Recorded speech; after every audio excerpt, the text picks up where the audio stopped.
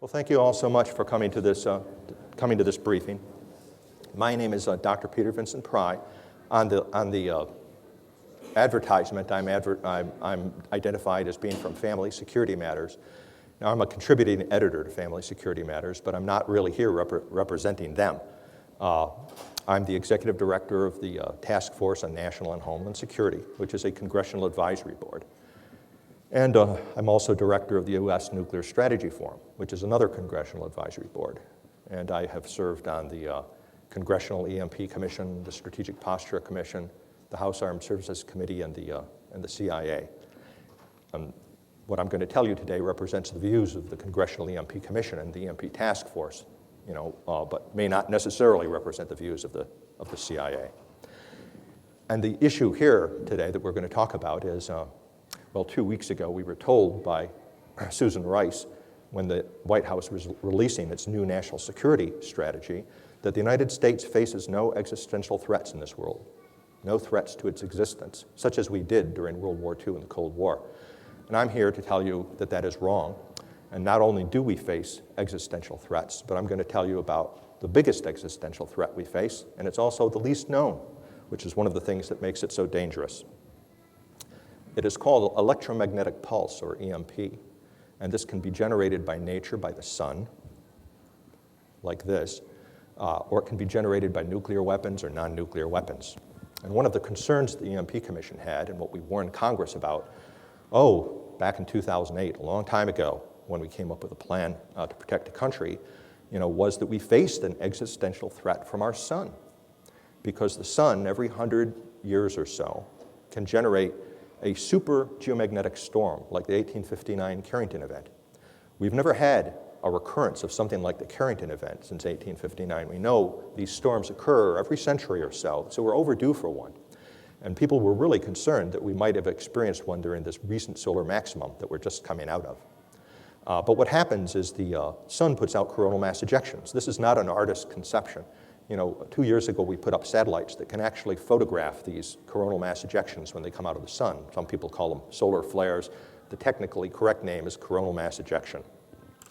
And when one of these things hits that little blue dot that is down on the lower part of the screen, that is the actual relative size of the Earth compared to a Carrington-class coronal mass ejection. And this one we photographed in 2012. We now know, we didn't know it before. There was a dispute among scientists about how often do these ejections happen. Do they happen once in 1,000 years, once every century? Well, they happen all the time. And it's basically we're in a Russian roulette with the sun. Sooner or later, one of these things is going to hit the Earth. And you don't have to be an astrophysicist to know that if you get hit with a blob of plasma that has a temperature of 1,000,000 degrees and is traveling 1,000,000 miles an hour, which is what these things do, it's probably going to ruin your whole day. Now, fortunately, God designed the Earth with something in mind to protect us, and it's called the magnetosphere. The Earth is a giant magnet, and it's surrounded by an electromagnetic field called the magnetosphere. And this prevents us from being burned to a crisp by these coronal mass ejections when they hit. However, there is a side effect, because what happens when something that big happens, it causes the magnetosphere to deform, vibrate, if you will, and it moves around. And you should know from Physics 101 that when you have a moving magnetic field, that's what causes electrons to move in a wire. Basically, that's all an electromagnetic pulse is. It's a moving magnetic field, which can cause electrons to move in a wire. And you know this from being able to start your lawnmower, for instance. When you pull the cord on your lawnmower, it spins a magneto, which is a cluster of magnets. And it causes a moving magnetic field. And it makes the electrons move in the wires, the coil that's around that magneto. And you see a little electromagnetic pulse in the spark in your spark plug. Now, we've scaled this up to planetary dimensions with the Earth's gigantic magnetosphere getting hit by one of these things. And so basically, it's the same phenomena. You've got this moving magnetic field, which is the magnetosphere, but now it's generating incredibly enormous amounts of energy. Enough energy so that things like extra high voltage transformers, which are the foundation of our modern electronic civilization, they run everything. They are to our society what aqueducts and roads were to the Romans. We cannot exist as a society without these transformers, which few people have heard about. but they were invented in this country by Nikola Tesla back at the turn of the century, and it is what makes modern electronic society work. Even then, an EHV transformer typically, for example, takes 500 kilovolts. That's 500,000 volts. That's how it normally runs. There was a small geomagnetic storm called the Hydro-Quebec storm back in 1989. And the energy from that small storm, caused an EHV transformer. It was actually a 750,000 volt transformer at the Salem, New Jersey nuclear power plant. It melted the core of the transformer in 90 seconds. Now, if a Carrington-class storm hit us today, it could cause the damage to perhaps all of the transformers we have, there are 2,000 of them in the United States. That's what sustains our modern electronic civilization. It's what enables us to support the over 300 million people we have in this society, because it sustains all the critical infrastructures, which are all electronic. Communications, business, transportation, even food and water depend on electronics. And if you take away the technology that supports all that, even though the EMP itself will pass through your body harmlessly, and you won't even know what's happening, because it destroys the life-sustaining critical infrastructures, it can kill us the old-fashioned way, through starvation, disease, societal collapse. And that's what the EMP Commission warned about from the sun. And that's the big one that a lot of people are most concerned about, because it's inevitable. We cannot deter the sun. NASA actually put out a report last August that said in the year 2012, when we actually got the photograph of this thing, that the Earth missed one of these by 3 days. It crossed our orbital path by 3 days. And NASA estimates that the likelihood of the occurrence of a Carrington-class geomagnetic storm is 12% per decade.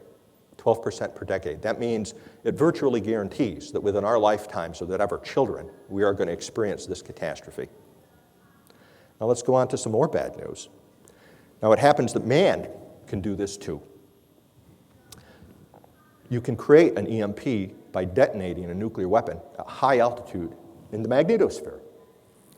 If you use a missile, or use an aircraft that does a zoom climb and if you can get an altitude above 30 kilometers, you're high enough to cause the EMP effect.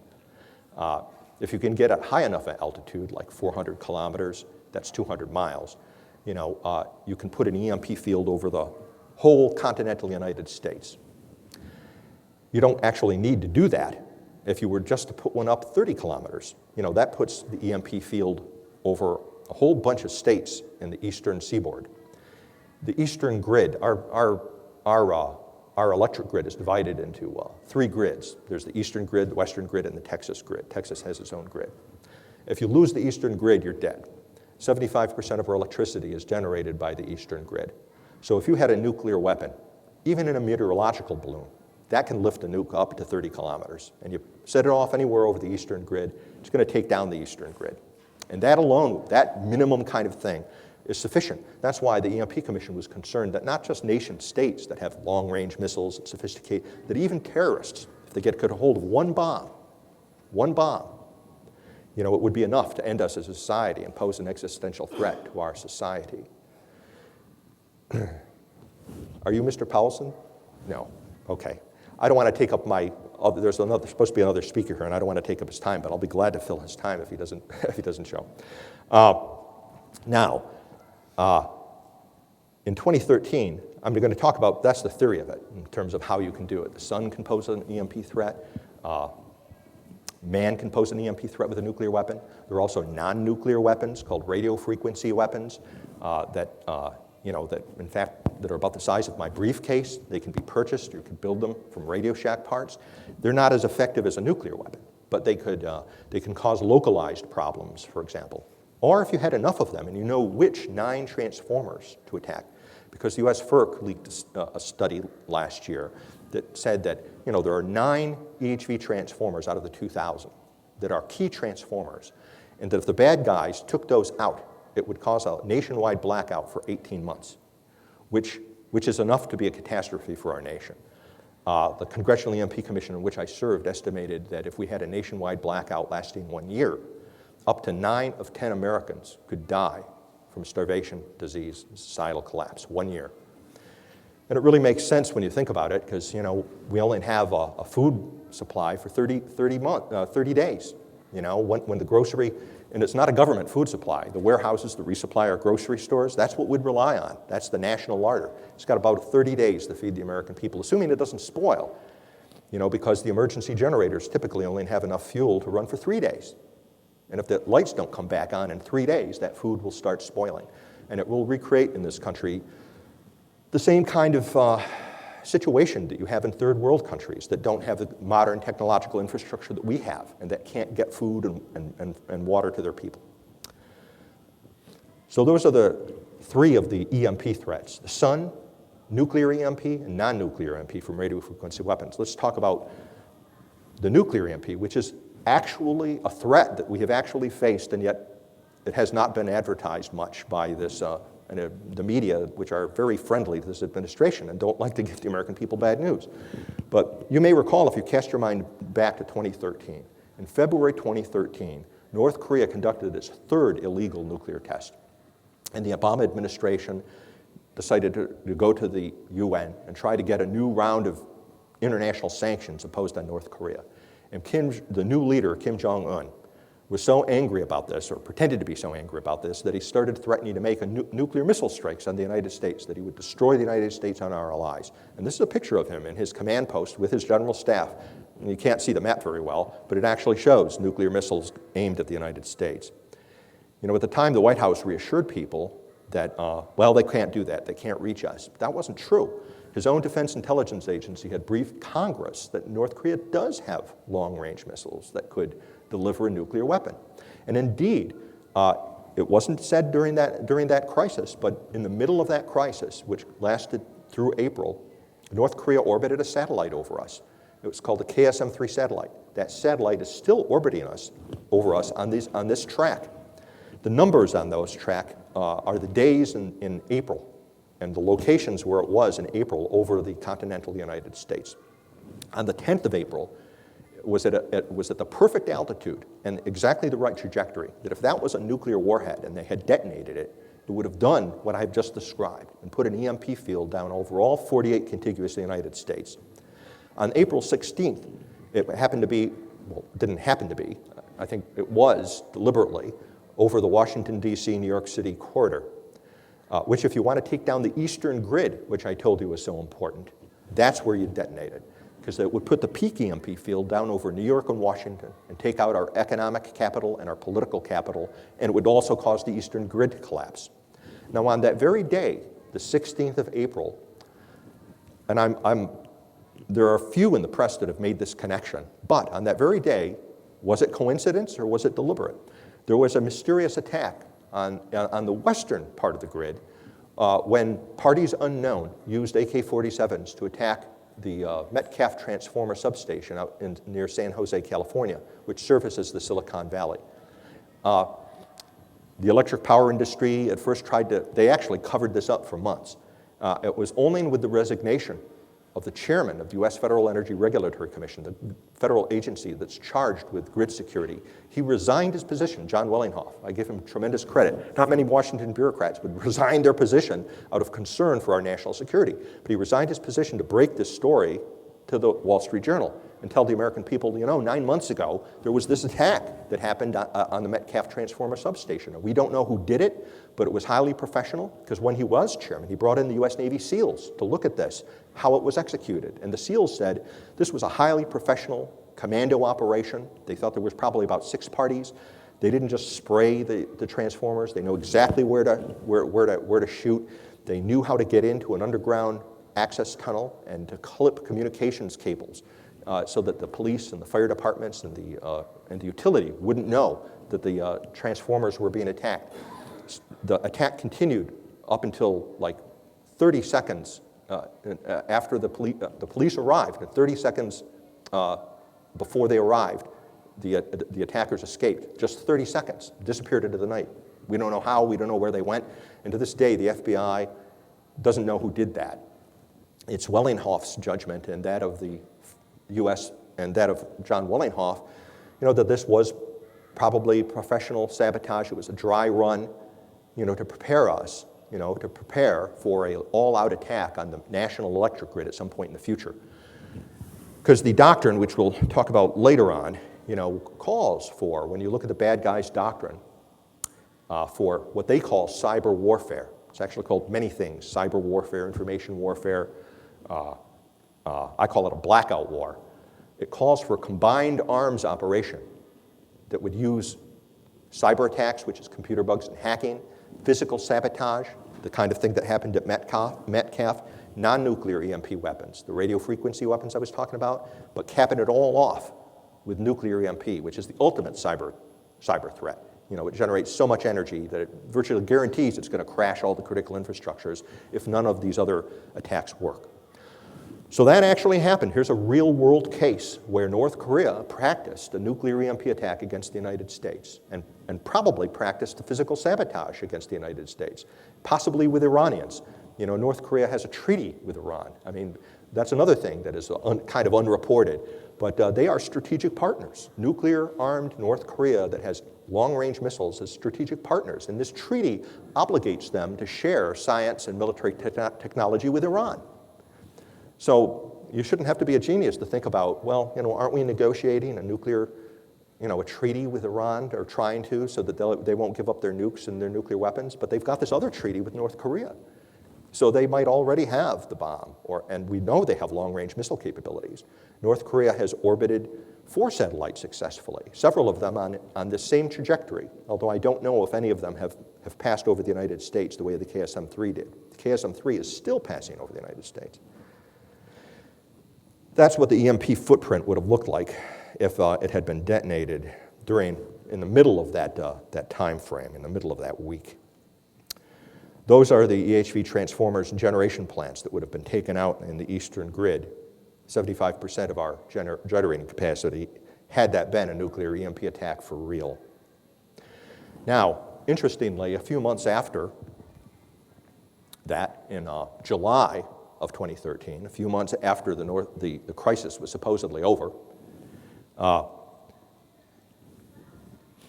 one of the concerns we had on the EMP Commission was the possibility that the bad guys would not use a long-range missile, but they would use a short-range missile launched off a freighter, launched off a ship near our coasts. The advantage of this, is that it keeps your fingerprints off the attack, so that we might never be able to figure out, who did the attack. Because Scud missiles are very commonplace. There's over 60 nations in the world that own them, and indeed, private individuals can actually buy Scud missiles. When I was on the EMP Commission, we had a case where a private collector in Ohio had purchased a live Scud missile. And the only reason it was stopped, we had a photograph. I wanted to get it for my briefing, but I wasn't able to. But there was a security guard on the docks at San Francisco. They didn't even have it in a shipping container. It was right on the transporter elector launcher. And the guard is standing there looking at this thing, should we deliver this thing to Ohio, to the collector in Ohio. And, but so private collectors even can buy them. And lo and behold, what happened in early July of 2013? Well, there was this North Korean freighter called the Chong Gang that had entered the Caribbean and had crossed the Gulf of Mexico. So it was well positioned, to do this nightmare scenario, or practice this nightmare scenario that the EMP Commission was concerned about, where a short-range missile might be used, launched off a ship, to conceal the identity of the attacker.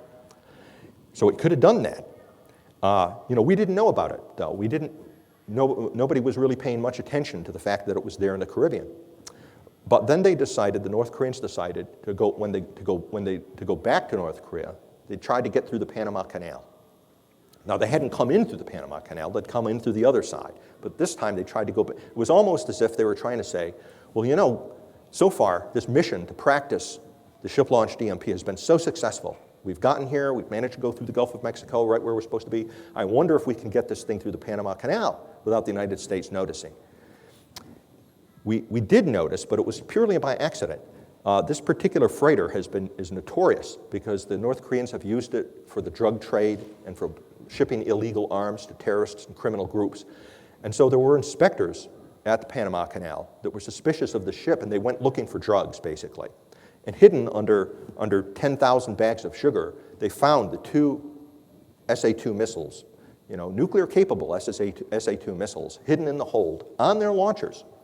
Now they didn't have nuclear warheads on them, okay, because this was probably a dry run. But both of these missiles are designed to accommodate a 10-kiloton nuclear warhead. So that's another real-world thing that happened that most people haven't heard about. That same year, 2013, in October, a couple of days before Halloween. In fact, it's interesting. It was really ironic. On the very day that National Geographic ran a documentary called American Blackout. It was a docudrama that talked about a cyber attack on the American grid that put America into blackout. And what would happen in 10 days. And all kinds of chaos was happening. In fact, the hero of the docudrama is about to be killed, have his throat cut, when the lights come back on. So it's a very depressing but realistic portrayal of what could happen from a cyber attack on the electric grid that crashes the American grid. This was aired on the night of October 27th. The next day, certain parties in the electric power industry, including NERC, which is basically the lobby for the electric power industry, objected and said that's not realistic, that could never happen, the grid is secure. And so clueless are these guys that they weren't aware that on the same day that documentary was released, on that morning, the Knights Templars, who are a terrorist drug cartel in Mexico, had basically blacked out nearly 500,000 people in a province of Mexico so that they could go into the towns and villages and drag leaders opposed to the drug trade into the public squares and execute them. Now, if Neanderthals like the Knights Templars have figured out that the electric grid is a major societal vulnerability, and with pipe bombs and small arms, they could crash, black out 500,000 people, what could ISIS do? What could sophisticated actors like Al-Qaeda do? Iran, North Korea, China, Russia, what have they got planned for us? Well, as it happens, Al-Qaeda has practiced. While we were focused, this was last year, June 9th, 2014, while all the television cameras were focused in Iraq, while ISIS was sweeping through Iraq, causing all kinds of carnage and heinous terrorist acts, this got almost no publicity. Al-Qaeda in the Arabian Peninsula blacked out the whole country of Yemen. 16 cities, 24 million people plunged into blackout. That's a picture of one of the transmission towers. Now, fortunately for Yemen, they didn't go all the way. None of these attacks have gone all the way. They appear to be dry runs or exercises where they're practicing, can we do this? Can we pull it off? You don't want to, when you're doing an exercise, those of you with military backgrounds know this, you don't actually drop the atomic bomb. You don't actually shoot anybody. You don't do that because you don't want to forewarn your adversary. You don't want to clue him in to how vulnerable he is. You want to see if you can execute the operation you've planned and prepare and practice and see that your plans work. But you don't want the other guy to do anything to prevent you from being able to achieve your goals. So these blackouts that were caused in Mexico and now in Yemen that I'm talking about, they lasted a day or two. Even that's really bad to black out a whole country for a day or two. I mean, the costs and lives are lost even for a couple of days when you don't have electricity. But they appeared to be practicing it, and maybe part of what they were doing was practicing for the eventual overthrow of Yemen, because now there is a new government in Yemen friendly to Iran. This was our ally when this was going on. And just recently, a few weeks ago, the 25th of January of this year, terrorists black out 80% of the Pakistani grid, 80% of it. Now, Pakistan is a nuclear weapons state. Again, here's a blackout that they didn't go after the transformers, all right? They didn't use EMP, they used small arms, they used rocket-propelled grenade launchers, and so it was, again, appears to be practicing taking down a grid by means of sabotage, but not to cause a long-term blackout. What do they plan to do in Yemen at some point in the future? As I mentioned, Pakistan is a nuclear weapons state. Do they want to get hold of a bomb? It's one of the things you could do if you blacked out the whole country, especially for a protracted period of time. This chart shows what the EMP footprint would look like at various altitudes. The inner circle shows the kind of EMP field you'd get at an altitude of 30 kilometers. That's something you could get from if you attached a bomb to a weather balloon, for example. It could loft the bomb to 30 kilometers.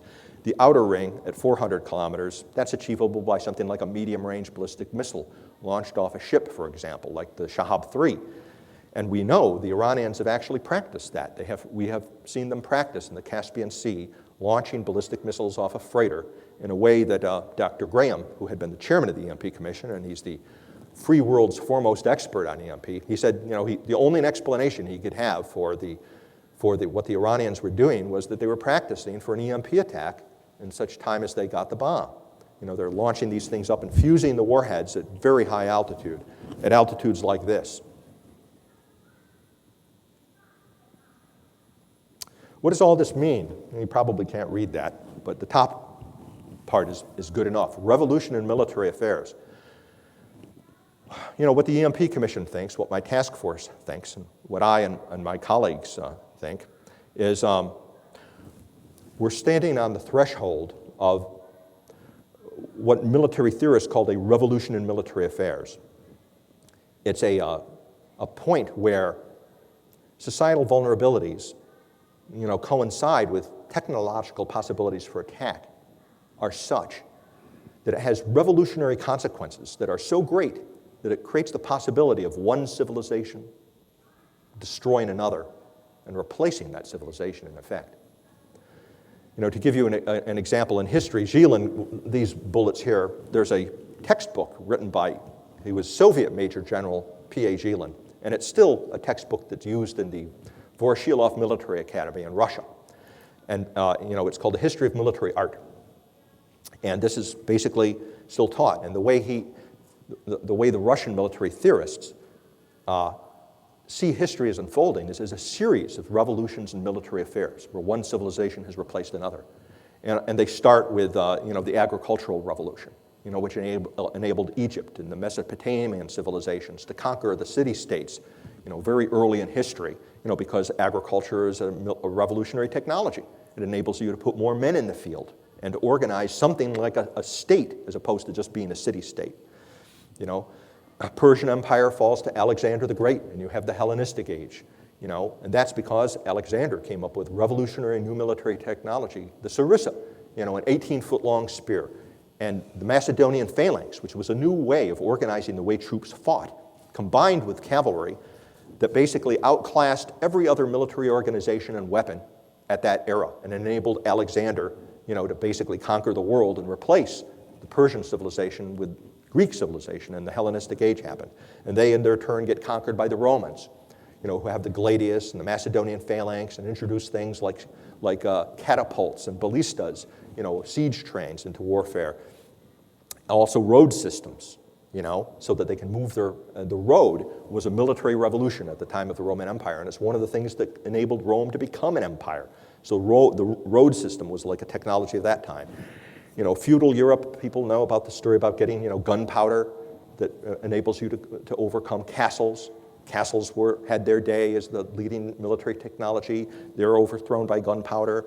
The machine gun comes along, and that is a revolutionary change which basically destroys Victorian-era Europe, with trench warfare. The people who went into World War I didn't know it was going to be the bloodbath. They thought it would be a quick, glorious war that was fought the way earlier wars were, by cavalry charges and charges by foot soldiers. But the trench, barbed wire, and the machine gun, was a revolution in military affairs that basically destroyed the Victorian, Edwardian kind of Europe that we knew. And what came out of it was a kind of Europe that led to World War II. And perhaps this is an example of a revolution in military affairs that's closest to us that we can identify with, because Nazi Germany came up with a revolution in military affairs called the Blitzkrieg. And I think that's kind of where we are now. We're standing on the threshold of a new Blitzkrieg. But what was the Blitzkrieg? The generals of the Allies thought that the next war, World War II, would be fought the way World War I would. It's a static war relying on machine guns and trenches and barbed wire. But the Nazis understood the new technology of the tank mobile infantry, mobile artillery, and air power used in combination. And the combined effects of these things were just revolutionary. Only a handful of people saw this coming and understood the Blitzkrieg and its implications, like Winston Churchill and a few of his military advisors that surrounded him. But nobody listened to him. During his alone years in 1935 through 39, people dismissed Churchill as crazy. Hitler would never start another war, and even if one did, it wouldn't be fought the way you think it's going to happen. Well, Churchill turned out to be right. And because the West ignored him, we nearly lost World War II. Those years from 1939 to 1941, for those 3 years, it was really a miracle that the West did not fall to Nazi Germany. They swept over Europe. It was only Britain that was left standing.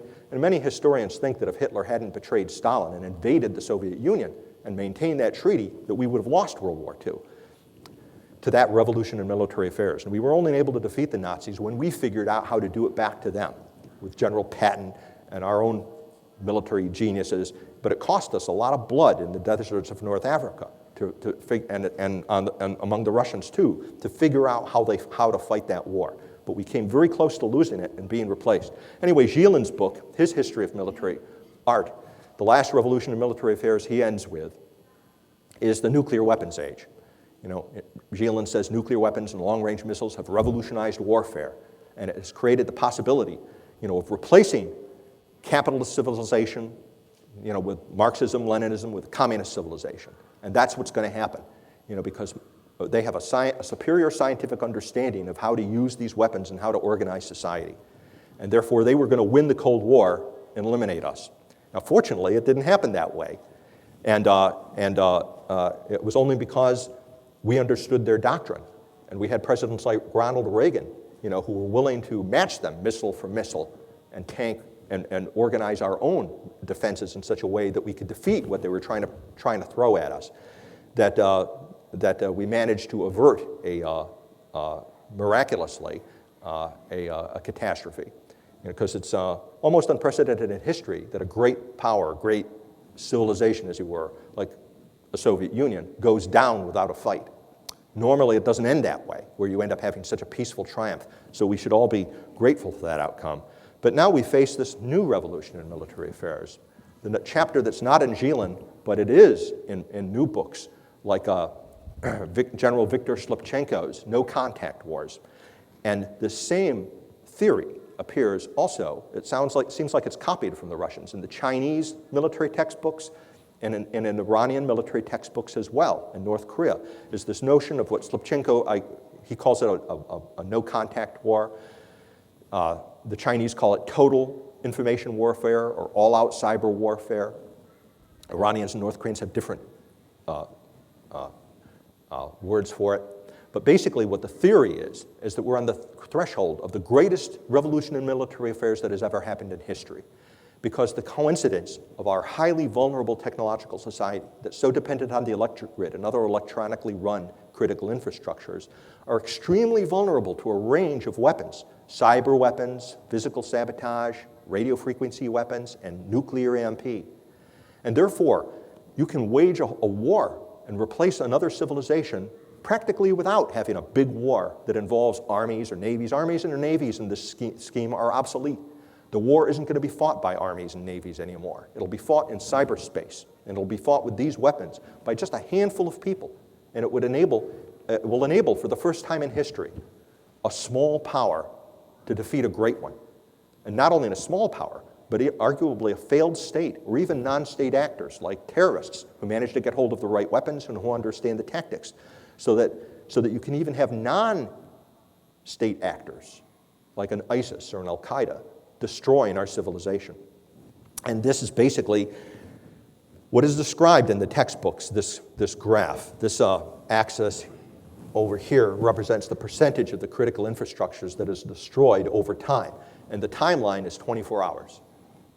24 hours. That's how long the war lasts. And it begins, in this case, with a hurricane. But it could begin with hot weather. It could begin with some other meteorological phenomena. It could begin out of a geomagnetic storm that occurs. Throughout history, generals have used the weather to their advantage And in this doctrine, they're using it too, because a hurricane or a storm or hot weather puts a strain on the electric grid. And if you think about it, and if you were trying to take down the American electric grid, for example, what month might you want to attack in? Well, maybe the depths of winter, when the grid is straining to heat houses, or maybe the height of summer, when all those air conditioners are on. And again, the grid is operating already on the verge of failure just because it's being drained. And that's when you hit it with cyber attacks, computer viruses and hacking, kinetic attacks. Send in commando teams, a handful of guys. You're not talking about thousands of people. You're not even talking potentially about 100 people.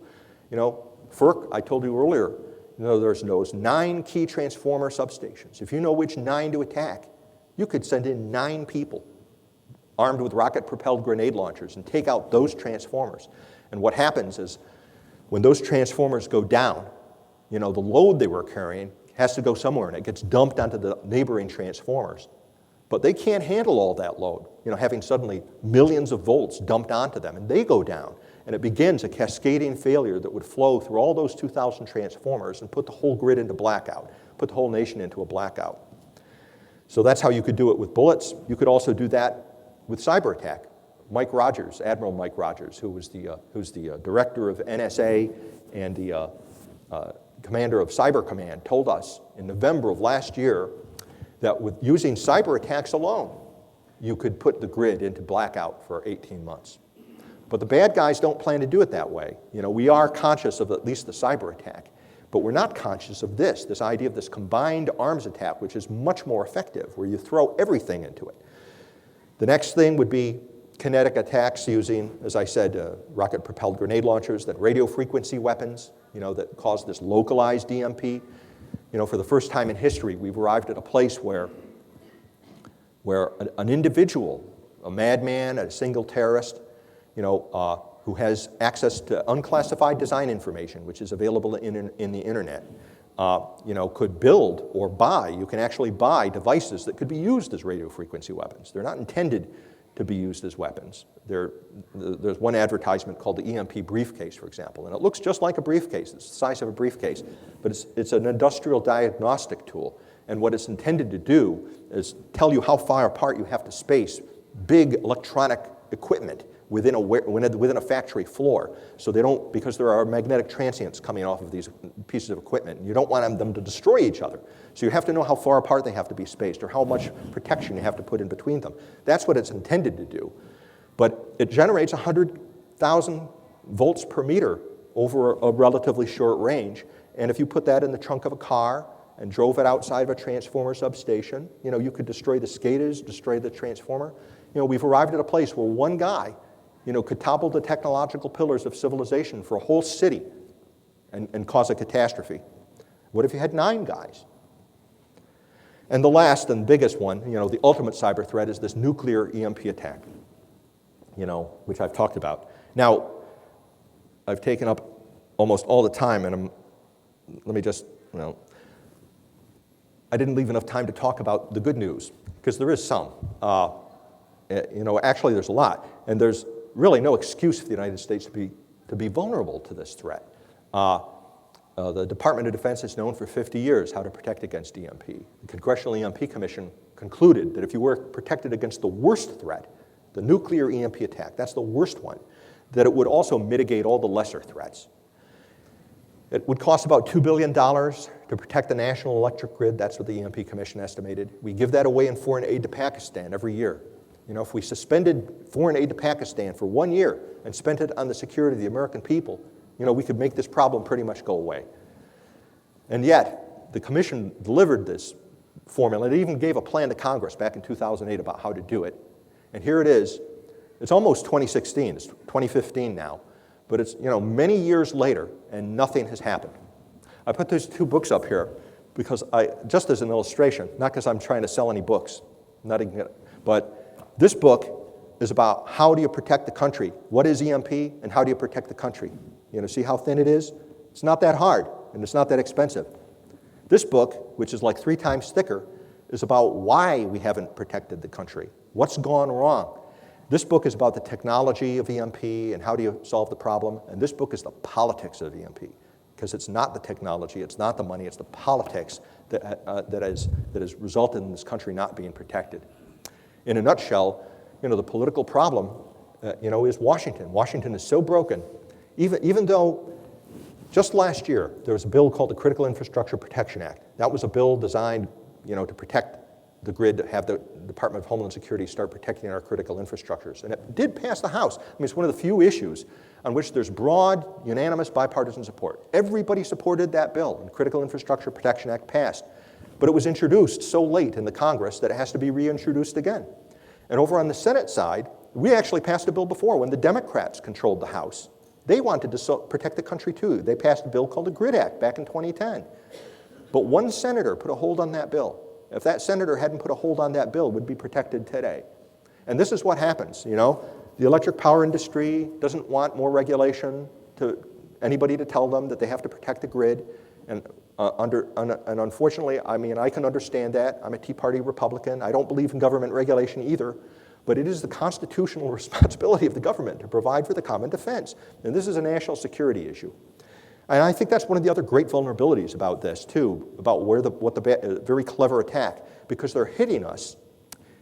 It's not just the technological threat, but if you understand the bureaucratic politics of the United States, it hits us also where we're most vulnerable, in that juncture between the private sector, utilities, and government regulation. Let's face it. The guys who run NERC and all the rest, they don't want their children to die, but they're not the Department of Defense. Their job is to provide electricity at the cheapest possible cost. But they own the electric power grid. The DOD has no authority to go in there and harden it. So it's really, from the bad guy's perspective, a perfect situation. How do we resolve this? Washington isn't good at resolving these problems. But anyway, at the federal level, I would urge people to support the Critical Infrastructure Protection Act and the SHIELD Act, which are the federal bills. But please don't wait for Washington, or even look to Washington for these problems. I think Washington has proven that it's not capable of solving this problem. I'm here in Washington. I'm going to continue fighting this fight. But I am much more hopeful that at the level of the states, this can be done at the level of the states, the state public utility commissions. And I really regret our other speaker wasn't here, because he was the chairman of the Pennsylvania Public Utilities Commission. The Public Utilities Commissions have the authority to protect their grids within their states. The commission concluded and encouraged individual states to protect themselves, because you can island your state grid by putting in Faraday cages and surge arresters. Doesn't affect the way the grid operates on a day-to-day basis. But if an EMP ever happens, or a cyber attack happens, or sabotage happens, the grid will be protected. And it'd even be good for neighboring states too, even if they're unprotected. Because there's nothing harder than coming out from a nationwide blackout. We've never exercised it. We don't even know if it can be done. But if you can keep the lights on in just a few states, you might be able to bring the whole country back that way. Pennsylvania, as it happens, is literally the keystone state in terms of the eastern grid, because it has more EHV transformers in it than any other state. If we could just protect the state of Pennsylvania, so I'm so sorry that our other briefer isn't here. I wanted to tell him this. If we could just protect the state of Pennsylvania, it could give us some kind of a fighting chance to save the whole country. But ideally, I hope all states will eventually move forward. And some are. Maine has passed a bill, Virginia, Arizona, other states, they have already actually passed bills where they're going to go forward and protect their grids. Florida and Texas are looking at it, and it's amazing to me. We only started reaching out to the states 2 years ago, and already 3 states have taken action. Whereas here in Washington, it's been almost 8 years, and nothing has been done. So it kind of restores your democracy, your faith in democracy. And I think when you go, and I wouldn't wait for the states either. I would encourage people to approach the states, but you can also protect your communities, and you can protect your family.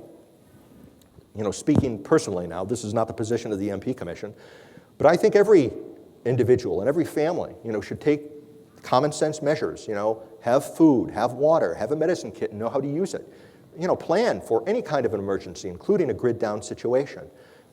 This is what my parents had never heard of EMP, but they had lived through the Great Depression and World War II, and they were prepared for anything. They had seen the Washington fail in War and Peace, and they are sort of that last generation, that great generation. They were sort of the last generation that had those virtues of rugged individualism and self-sufficiency that made our country great and free. I think these virtues are are important, not just for protecting against EMP, but for us to survive as a republic politically as well. And so I think if all of our society starts taking responsibility for its protection at a family level, at a community level, the state level, the federal level, everybody pulling together, you know, we can solve this problem, which isn't that hard to solve, and the bad guys will have to think of some other way to try to destroy us. But right now, we're making it really easy for them.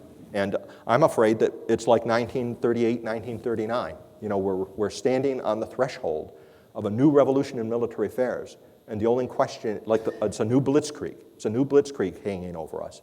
And the only question is, will we act in time to protect ourselves from these vulnerabilities, or will we not and put our whole society at risk? Well, thank you so much for patiently hearing me out. Oh.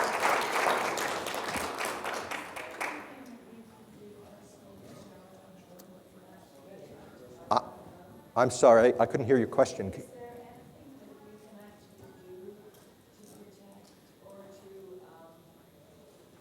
make us individually less vulnerable? Yeah, sure.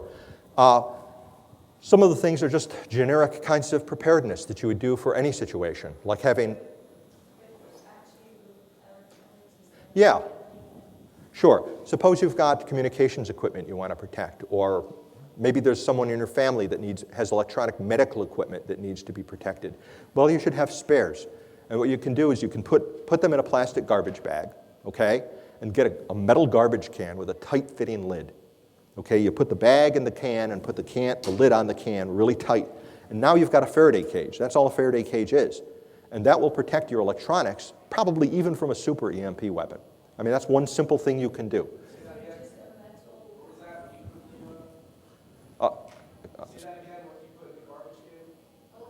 Oh, the electronics you want to protect. If you put it in a plastic bag so that the electronics don't touch the metal. You know, you don't want to have it touching the metal of the bag. You want it insulated from that. Yeah. No. Just a good tight-fitting lid on that garbage can. That'll do it. If you just have a good tight-fitting lid. And there's also things. For example, they say cars, for example, are vulnerable to EMP. Okay, but for $150, and if you got a mechanic, you could protect your car. So even a modern car, there's a myth out there that you have to have old-fashioned cars. There are, at Radio Shack, they're called ferrite tubes. You've probably seen them. You put them on the wires of your personal computer and things like that to protect against electromagnetic transients. Now, the EMP can't reach in and directly couple to a chip. It's got to couple into something. A super EMP wavelength is about that long. Okay, so any wire that's longer than that should be covered with a ferrite tube. And if you've got a ferrite tube over it, it'll at least mitigate the pulse. And you could probably protect your modern car. You don't even have to do it yourself. Just get enough ferrite tubes, go to a mechanic, and you know, it shouldn't take them more than an hour. You know, so for probably $150, you could harden your car from EMP. I mean, that's just one example. You know, have a rain barrel. My parents, every house. You know, everybody who had lived through the Great Depression had a rain barrel to collect water, you know, because you won't have running water in the aftermath of an EMP. But at least if you had water in a rain barrel, you can flush your toilet, for example, you know, and use it that way. There are water filters you can get that are really cheap that, you know, that can give you pure water, you know, or just store up enough water. Have a swimming pool. You know, it'll give you a good excuse to have a swimming pool. You'll have enough water for the whole neighborhood. Sir? How about a generator? Yeah. There's two types, one with gasoline and one that runs off the natural gas.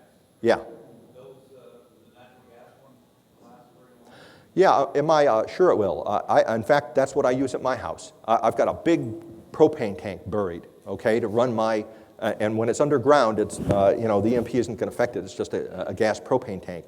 The thing for a generator, though, okay, the danger here is modern generator. There's two problems with modern emergency generators.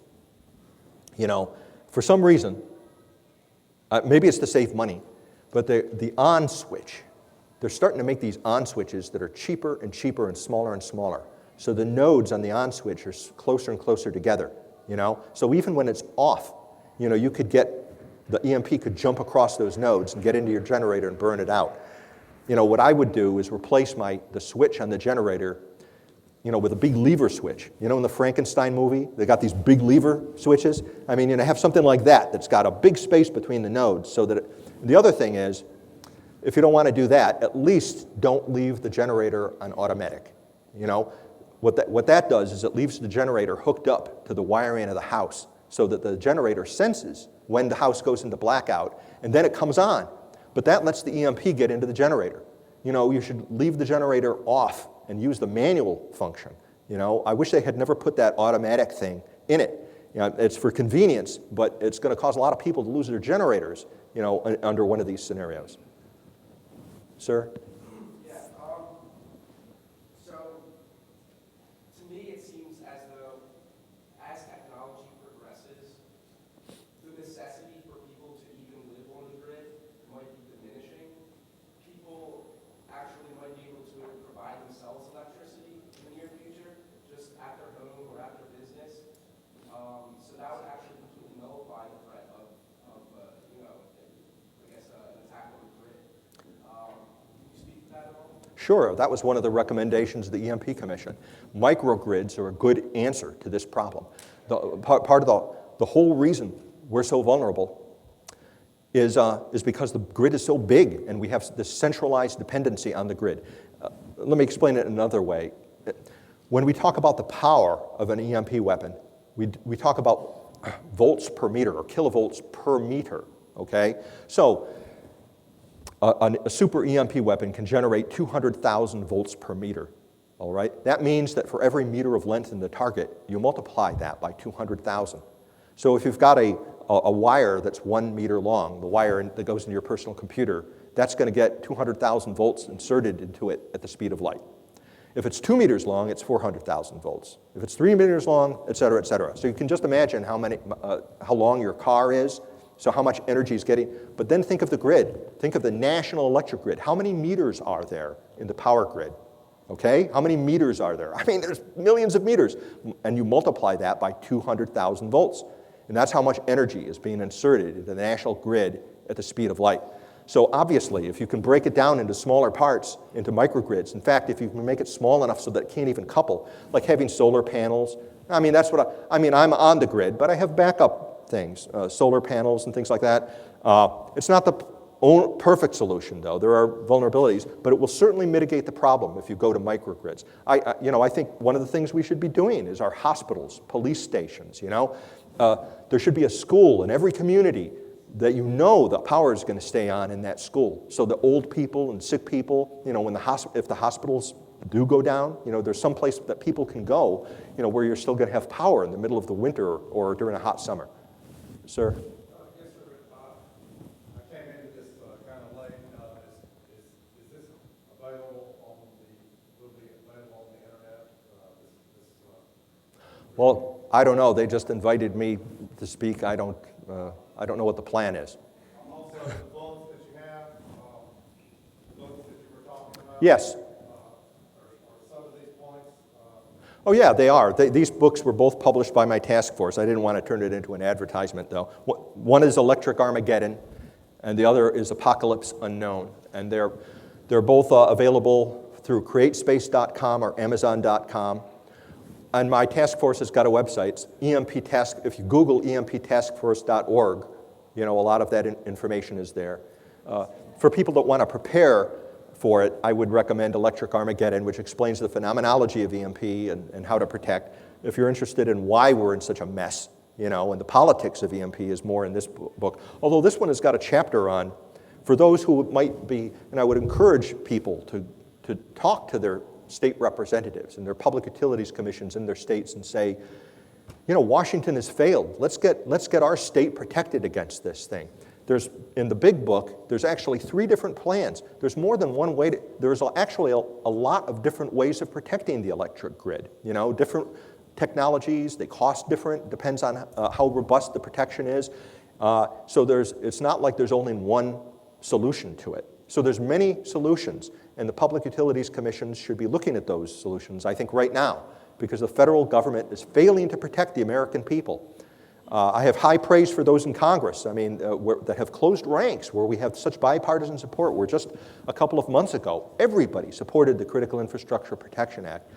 So that deserves high praise. And the Critical Infrastructure Protection Act has been introduced again. But it's still going to take a year to pass that bill.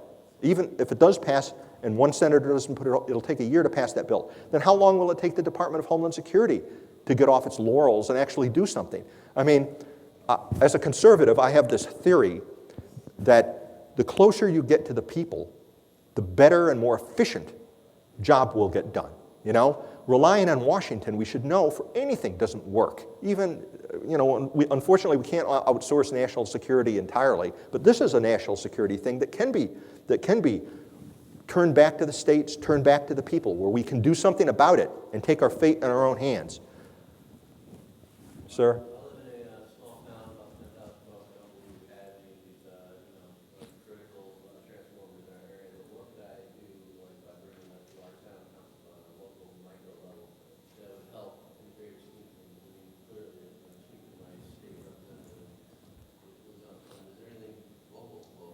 Yeah. You might want to check your fire codes in your town. One of the things that happened is, that we found on the commission, is that it used to be that a hospital or a police station or a school would have about a week or 2 weeks of emergency generating capability in a grid down type situation, because they were concerned back in the 50s about a nuclear war, all right?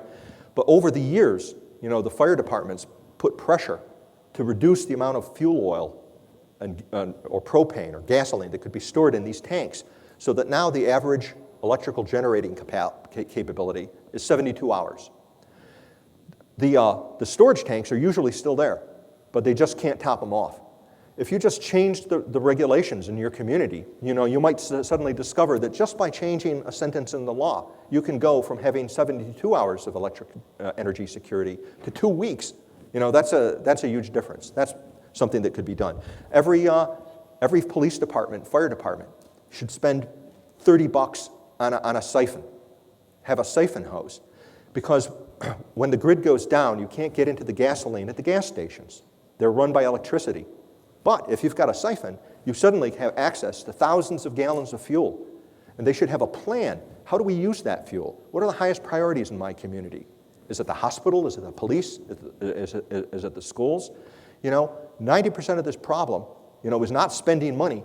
It's thinking through solutions. The more you think about it, the cheaper the solutions are. Sir? How do we go about contacting our public utilities to discuss this and present it to them so that they could harden our state? I would start by calling whoever your state representative is and say, I have concerns about this. Find out. Every state legislature, every Public Utilities Commission is overseen by the state legislature, okay? And there's going to be a committee, an energy committee or something like that. They're the ones you actually want to talk to. Unfortunately, a lot of the Public Utilities Commissions are in bed with the utilities they're supposed to oversee. And so they may not be sympathetic to doing anything.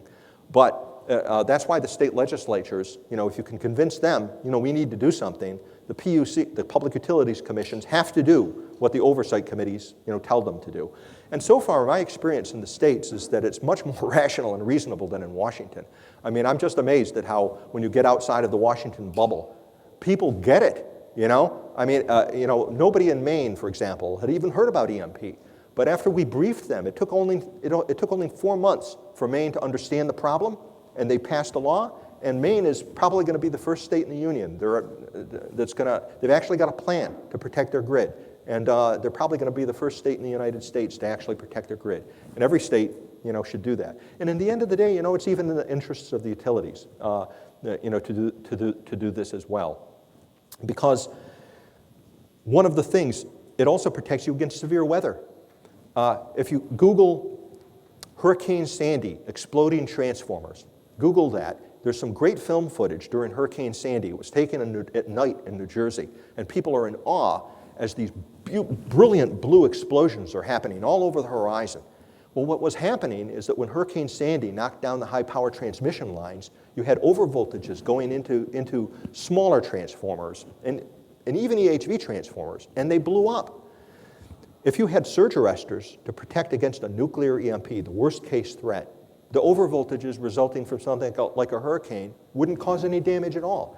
Doesn't it make, I mean, an ounce of prevention is worth a pound of cure, right? Doesn't it make sense to spend a little bit money on surge arresters to save the transformers instead of sitting around, waiting for some storm to destroy them? I mean, it's costing a fortune, and it took months. There were people 6 months after Hurricane Sandy who were still homeless, because they couldn't go back to their neighborhoods because there was no power, and these neighborhoods had also become free fire zones. The criminals come out of the 24 hours after the lights go out. That's when the criminals come out. And Hurricane Sandy, the police were having gun shootouts with criminal gangs who were coming out and doing it just for the hell of it. Sir? You're Peter Fry, sir? Yes. I just want to make sure on there, but do the head of these electric companies like Duke Energy and all these, do they get together and have these Thank you. discussions about this and get the points out? I've seen it on television very briefly, and you don't hear about it very much. Yeah. They don't talk about EMP very much. Usually they get together and talk about reasons why they don't have to do anything, okay? However, there are exceptions. There are important exceptions. For example, one of the biggest grid owners in the United States, it's called PJM, has decided, there was a conference in London, and I was there, and he announced, I'm going to protect I don't care what the other guys do. He's heard enough. He's going to go ahead and protect his grid. There was a guy named John Houston down in Texas who runs the CenterPoint Energy, and he decided he's not going to wait for Washington or even wait for his colleagues. And this is heroic for them to do it, because there's this big national organization called the North American Electric Reliability Corporation. It's NERC. It's the big lobby, basically. They're supposed to be responsible for grid security. They're not a government agency. They're paid for by the utilities, all right? And they're supposed to be a big lobby for the utilities. And the NERC's official position is they don't want to do any of this. They for years, they even denied that they were vulnerable to geomagnetic storms until they were finally ordered to do something. So they're going against their own industry, basically, when they decide to do this. And that's why the politics of EMP is more important than the technology. It's the politics and the lawyers. And by the way, the guys that run NERC, they're not engineers. These guys are all lawyers and former Washington lobbyists. In the end, it's the lawyers that are going to get us all killed. And that's why this problem. Well, it's true. These two books mentioned on both sides. Can we just Google Peter Fry or? Yeah, you'll I just looked you up. you'll see more of me than you want to, I'm sure, when you Google my name. But yeah, the books are mentioned on the website, emptaskforce.org. Thank you so much for your patience, and sir. Familiar with C3 Energy Corporation, Smart Grid Operation Branch? It's a private company, so founded by Tom Siegel. I've heard of them, but I don't know anybody. He is on worldwide, and he's been solving this problem. And he's got a huge contract over in Italy. I would encourage you to go to C3 Energy website. I can put your stuff on. Sure, I'd be glad to. I don't have a card if you have one. Yeah. I've got, sir? Well, you mentioned PJM isn't that the group that also is related to Pennsylvania? So I mean, Yes. they're initiating action on their own? Or They're initiating action on their own and that's why I'm so hopeful, and applaud what they're doing, because Pennsylvania is it literally is the keystone state, in terms of the electric grid. It wouldn't guarantee that we could bring the Eastern grid back, but if I had to choose one state in the whole United States to protect, it would be that.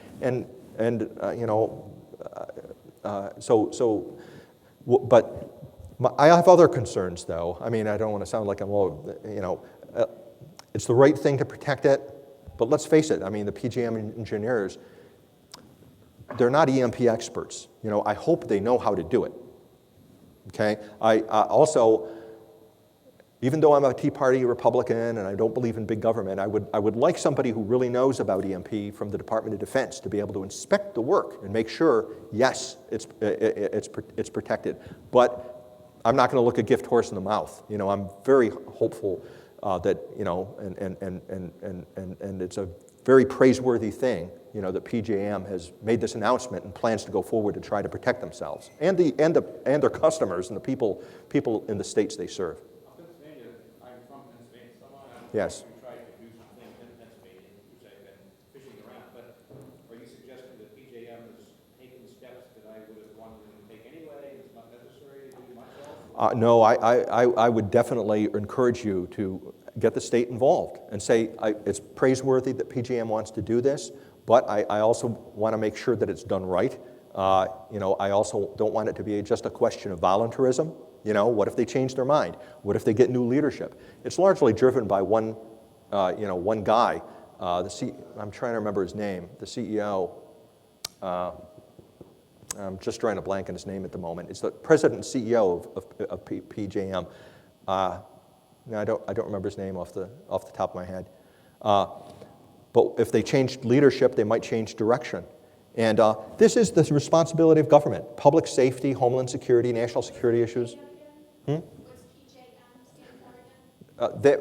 PJM is the electric utility that services Pennsylvania and parts of West Virginia. They're one of the biggest grids in the United States.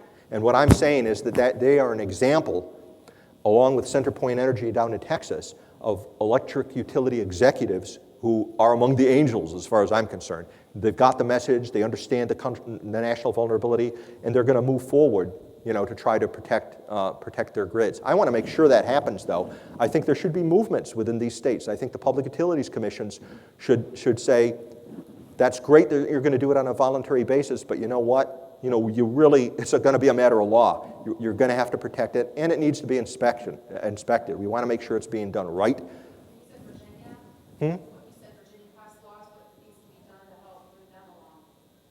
Yeah, Virginia did pass a law, you know, and again, I would encourage the same thing, to support the efforts in Virginia by contacting your state legislatures and the Public Utilities Commissions to find out, you know, one approach you can say. In fact, you're in a stronger position. You can say, well, in Virginia, I know you passed legislation already to protect the Virginia grid. What is the progress? What is actually being done? Are they acting? A law that passes, and anybody who lives in Washington knows this, it's not enough to pass a law. The law has to be acted on.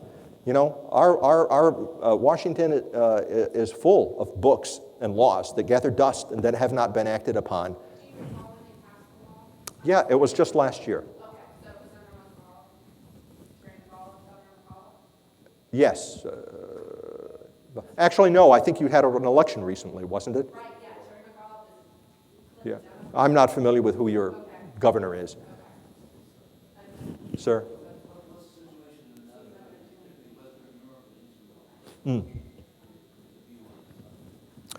Well, Israel is further ahead than us because they, as a nation, have made. I've actually been to Israel several times. They brought me over there to talk to them about this thing, and they have actually made a political decision in Israel that they're going to protect their grid. Last summer, on the other hand, you know, it's not an abstraction for Israel. Their grid is already under attack. In fact, it's under this kind of an attack, except for the EMP part. I was over to Israel just after the Gaza war ended, and we actually had a conference to talk about grid security in Israel. And there had been an attack on the Israeli grid during the Gaza war. The Syrian Electronic Army, Hamas, Iran, and basically all of the anti-Israeli hackers in the world, and there are a great many of them, used cyber attacks to try to take down the Israeli grid. And at the same time, they were making physical attacks, shooting missiles to try to hit transformers and transformer substations in Israel. So they were doing the first two parts of this thing. It was also happening in the summer, so it's really the first three parts of this thing: weather, cyber attacks, and then physical sabotage against it.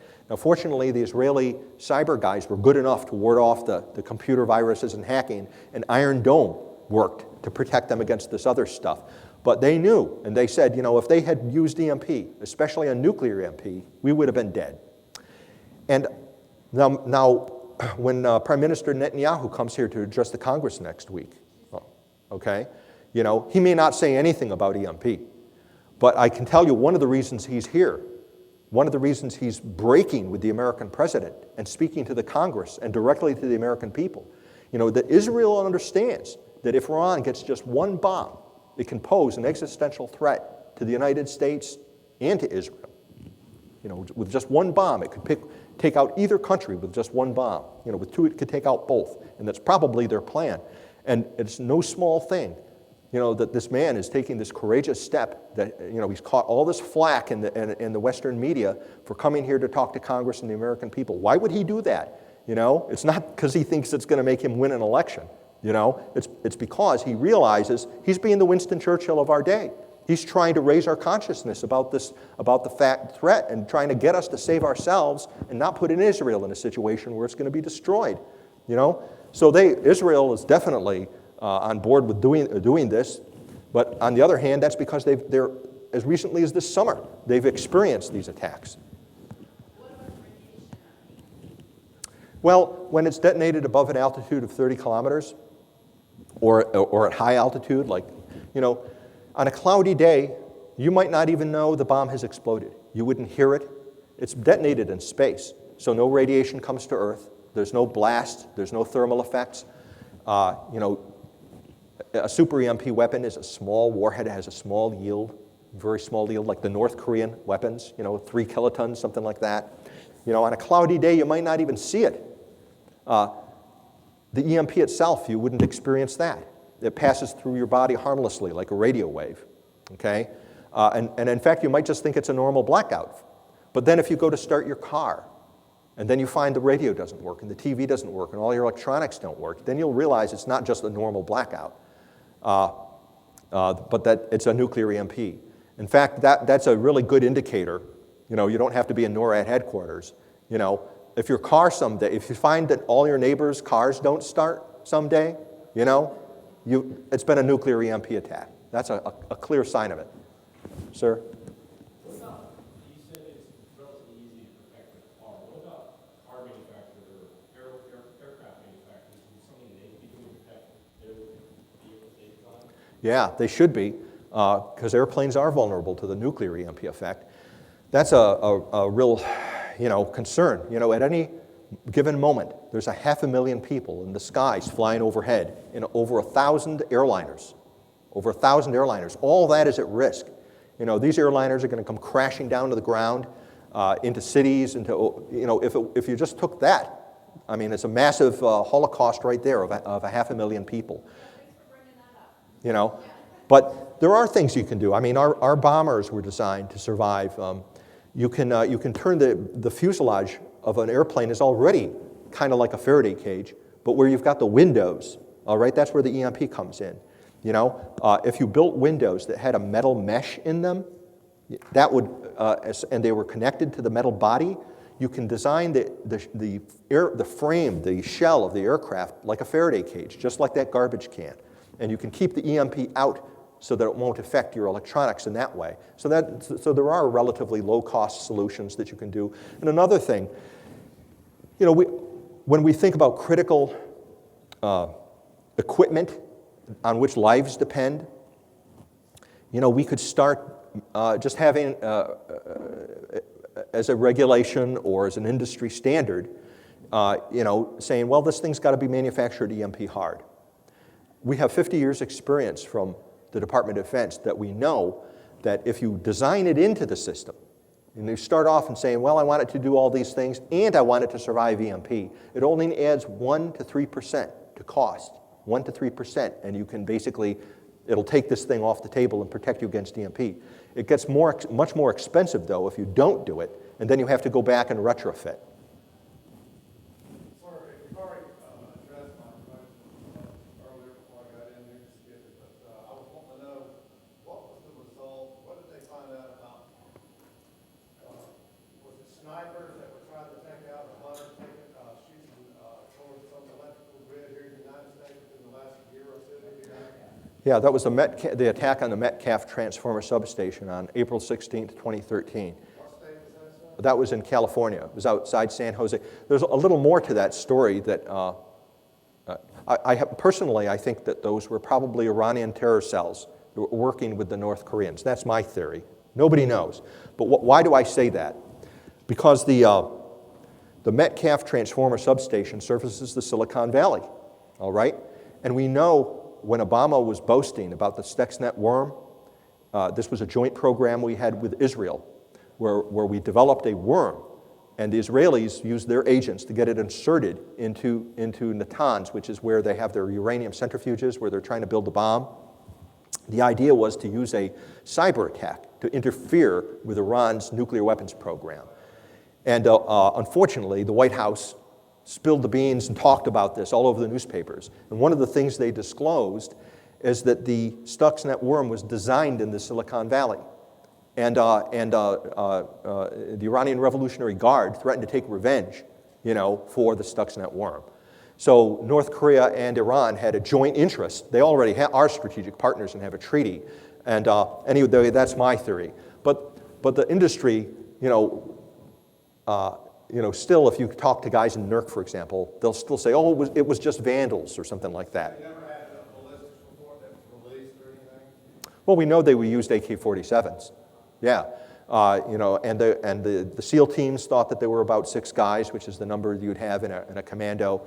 I think I mentioned how they'd gotten access to an underground tunnel. They knew how to get into the tunnel. They knew which wires to clip. They knew also how far to go so that they actually didn't completely destroy those transformers. They took them offline for months, but it could have caused a cascading blackout that would have taken out the whole West Coast. But that's not the purpose of a dry run or an exercise, because that might have raised our alarm level, our consciousness of our vulnerability to such an extent that we would actually do something. The bad guys don't want us to do anything. And you know what? We haven't done anything.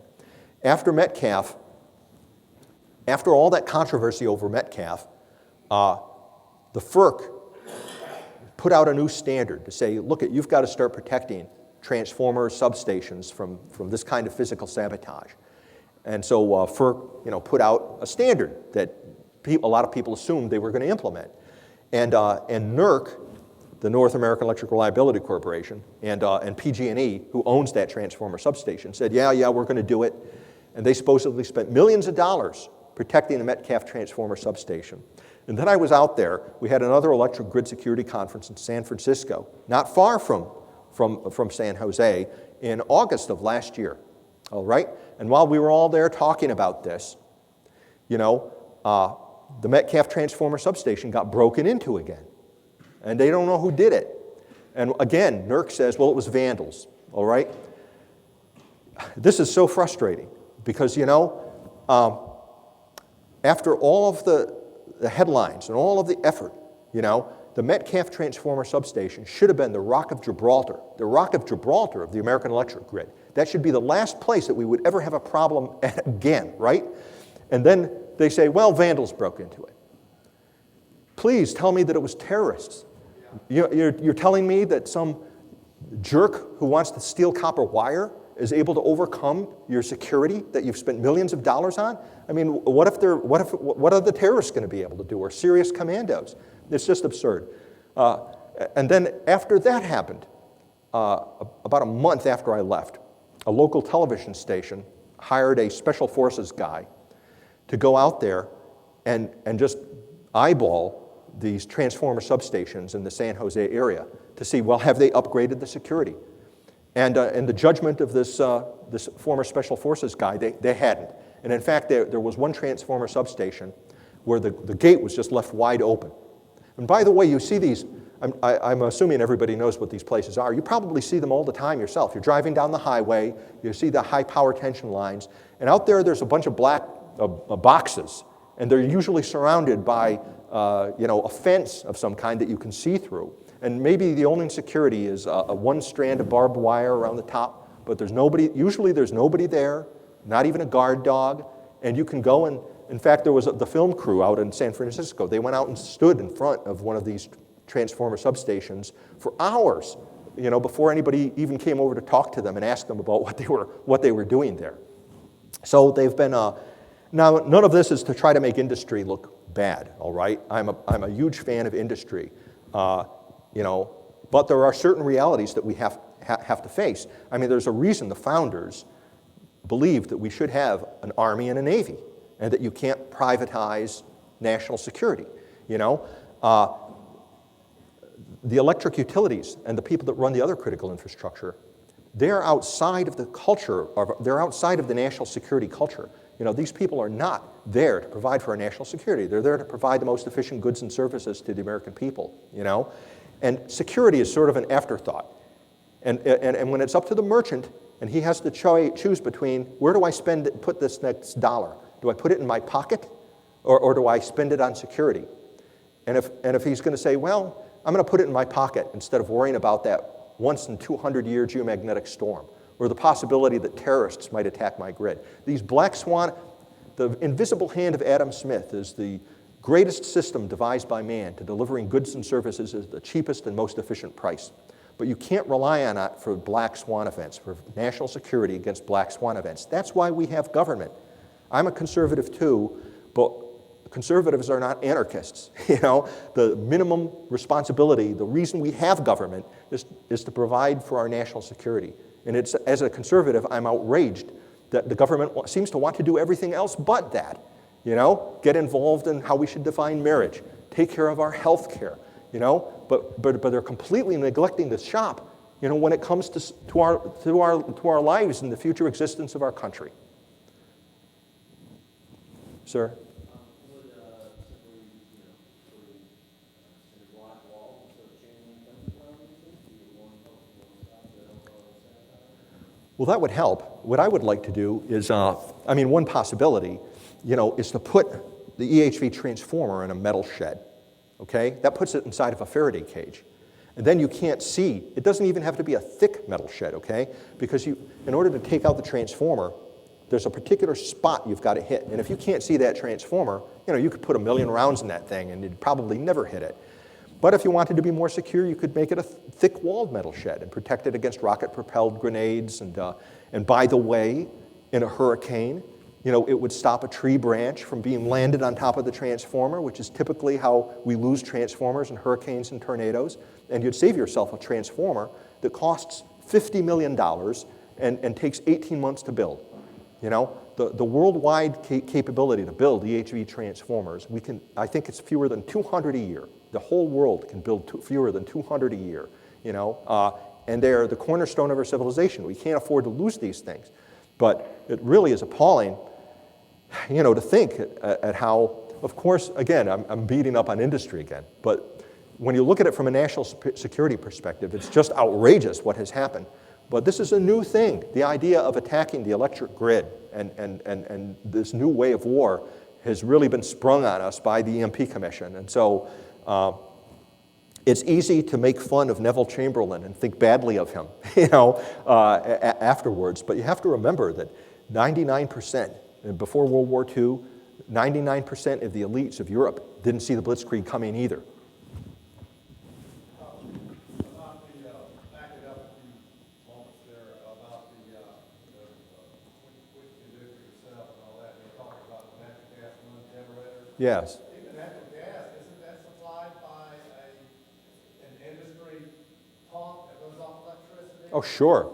Oh, here's a really, I'm glad there's a really important point I want to make, and I'm disappointed I lost so much of the audience before I got around to making it.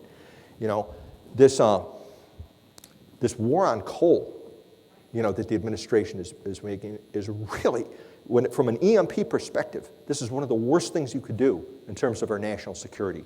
You know, after hydroelectric power, coal-fired plants are one of the most resilient forms of electricity in the grid because they've got the fuel. You know, the coal is typically there's months worth of coal stored at these coal-fired plants. So if an EMP happens, they've got the fuel right there, just like a hydroelectric dam has got the fuel coming through all the time. So after hydropower, coal is the next most resilient form of electricity, and it provides robustness to your grid to stand up and recover from something like an EMP. Natural gas, which is what the EPA is trying to get everybody to. Now, I'm for natural gas, but from a security standpoint, it's a just-in-time fuel. They don't store the natural gas on site. It has to constantly be coming in. And it's regulated by SCADAs, these little computers, that open and close the valves and drive the pumps and stuff, and they're highly vulnerable to EMP. You'll get sparks off these SCADAs. There's going to be, the natural gas pipelines will blow up. You're going to have massive explosions everywhere. If they're not hardened, it's going to be, you're going to have catastrophic consequences. Not only will you have no electricity from the gas-fueled electric power plants, but these things are basically enormous bombs, that are going to go off in communities, cause forest fires everywhere. So, another thing is, we talk about the things we can do positively, to protect the grid, and one should take these positive steps. But at least let's stop doing the wrong thing.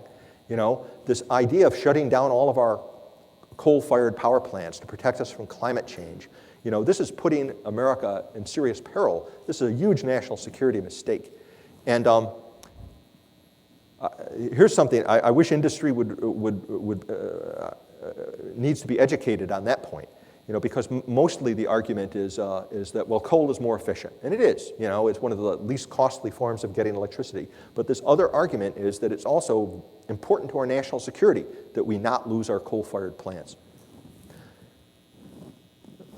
Sir? What's your opinion on solar power? I think it's a good thing. I mean, I'm not saying that you can rely on solar power to replace the national electric grid. The technology isn't advanced enough. But it's advanced enough so that, I'm putting solar panels on my house. It can turn your house, and it can, or a small, or a hospital, or a police station, or something like that. It'll provide you with backup. Any kind of a microgrid technology that gets you off the grid or reduces your reliance on the big grid is a good thing from a resilience standpoint.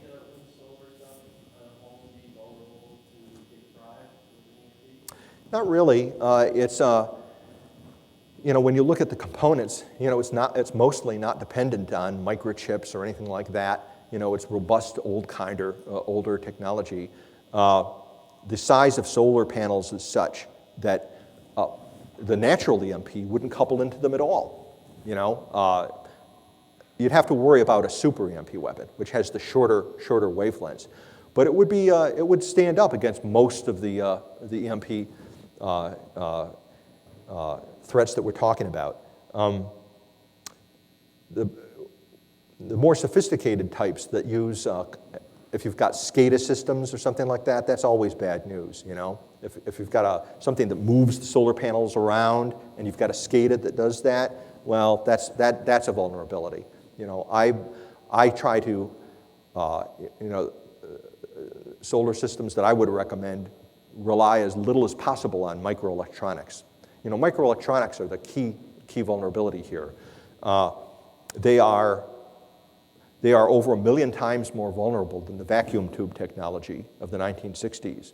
And there's this thing called Moore's Law that talks about how with every generation that we have an advancement in microelectronics, it greatly increases our computer power. And this evolution in microelectronics, where they get smaller and smaller and they run on lower voltage, this has been the source of great prosperity and the kind of technological revolution that we've got now, where we can walk around and we've got these miraculous cell phones and stuff like that. But the dark side of that is that the smaller they become and the more efficient they become, and they rely on lower and lower voltages, they also become more and more vulnerable. Just as they're efficient, there's a sort of an inversion of Moore's Law, from an EMP point of view. Every leap forward in efficiency is also a leap forward in vulnerability by that same degree. So some estimates are something like we're about 10 million times our current grid and electronic critical infrastructures are something like 10 million times more vulnerable than the vacuum tube technologies we were using back in the 50s and 60s. In